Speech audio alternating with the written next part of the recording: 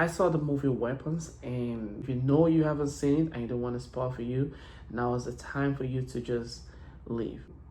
Initially, I was very skeptical about seeing the movie, but eventually I had to go see it because a lot of my friends kept saying, "Go see the movie. It's good. It's fantastic. This and that." I was actually skeptical because the director of the movie did a movie once called Barbarian, and for some reason that movie had a lot of good reviews on IMDb. But when I saw it, I think the first half was okay, was good actually, and then the second half was like I just don't understand what's going on in the movie. So eventually, I was thinking maybe this one will be like that too. But then I went to see it, and I think it was okay. I think he did this collage of different time lapse, so it's not like a linear movie. It's something happening, and then they have a collage, and then eventually they brought them all together to kind of like move the story forward. But it was a good movie all in all. To me, it was just like at the end of the film, there were still some questions left unanswered. And I saw a couple of interviews from the director, and he said he did it intentionally.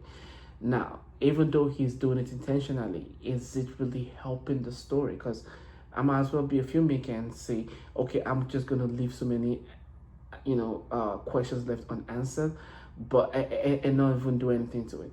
But I think as a filmmaker, okay, our responsibility is to unfold stories on the audience, and once they get the story, we need to cover a whole bunch of plot holes which will result from the questions coming from the story that we unfold on the audience. So we shouldn't be leaving plot holes or questions unanswered, or even if they are answered, if they are unanswered, they should at least be open-ended and not just some close-ended unanswered question.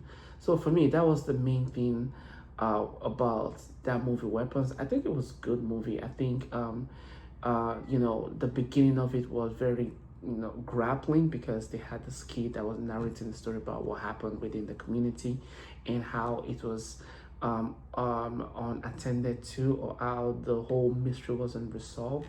And that was like the basis of the movie, because once they gave us that premise, it was a strong premise enough to like lead us through, and we kept following, like we want to see how this mystery is going to be resolved. But then at the end, the way the mystery was resolved was what was kind of like baffling about it. Like I said, there's so many questions left unanswered, but the main antagonist in the movie, the character is someone that's been traveling through time to take the life force of people, and they did a good job just bringing that character in. However, like I said, it left a lot of questions, like how did she know these people, even though she said she's a long distance relative. How when she harbored a whole bunch of people in the basement, how come no one was able to see them go in there? Because there were some cameras that was like seeing them leaving the building, but I'm very sure there will be cameras that would also see them going into the building, but there was no camera. Also, in that community, the police force is almost like redundant. Like, don't they have like German shepherds or police dogs that can sniff the footstep of people to find?